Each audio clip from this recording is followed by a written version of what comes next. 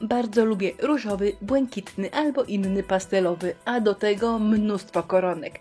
Czy jestem infantylna? Być może, ale całkiem mi z tym dobrze i nie zamierzam tego zmieniać. A dziś z przyjemnością połączę przyjemne z pożytecznym, czyli infantylna praca dla dziewczynki. Tutaj na szczęście kolor różowy oraz koronki bronią się same. No to lecimy, bo to naprawdę prosta praca. Pudełeczko o wymiarach 12 na 12 cm oraz kółeczko ze sklejki, średnica i 7,5 cm. Do tego śliczny papier ryżowy, a właściwie dwa, bo drugi będzie potrzebny na dół pudełka. Wycinam i przyklejam. Przyklejam oczywiście klejem do deku. Smaruję powierzchnię, przykładam papier ryżowy, a potem wszystko klejem zasmarowuję od góry. Zrobiłam stopklatkę. Zobaczcie, mój obrazek jest za mały w stosunku do kółeczka ze sklejki, ale nie szkodzi, bo ta biała obwódka nawet fajnie wygląda, więc jeżeli coś Wam trochę nie będzie pasowało, to nie trzeba się martwić na zapas. Natomiast z obklejeniem dołu musiałam troszkę pokombinować, ponieważ chciałam, żeby mi się na rogach kratka idealnie zeszła. Na tym papierze ryżowym mamy środkowy pasek z rysunkami oraz dwa rodzaje kratki. Wydawało mi się, że do jednej pracy jedna kratka wystarczy, więc dlatego taka optymalizacja, jak widzicie. Papier ryżowy można po prostu przyciąć, a potem przykleić, ale ja najpierw przyklejałam, a potem obszlifowywałam to, co nie jest mi potrzebne. Dół obklejam, suszę, a potem całe pudełko oraz okrągłą tabliczkę maluję lakierem akrylowym matowym. Chcę, żeby środek obrazka, tylko środek, czyli tam, gdzie jest dziewczynka, był nabłyszczony i robię to w dwóch etapach. Lakierem 3D maluję obwódkę, wyłącznie obwódkę, a następnie suszę.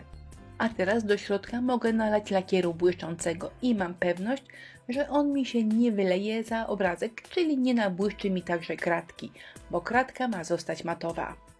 Jak to się mówi, tak dobrze żarło, a jednak zdechło, czyli trochę przedobrzyłam. Jednak lakieru nalałam za grubo i zrobiła mi się taka delikatna zmarszczka, ale nie szkodzi, w ogóle się tym nie przejmuję.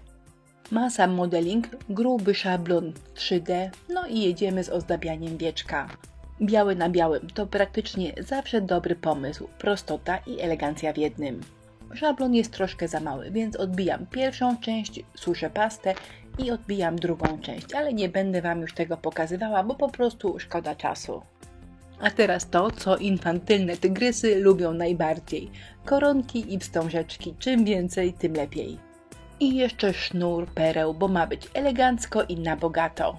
Decyzja, jak i ile koronek przykleić, to już Twoja rola, królowo.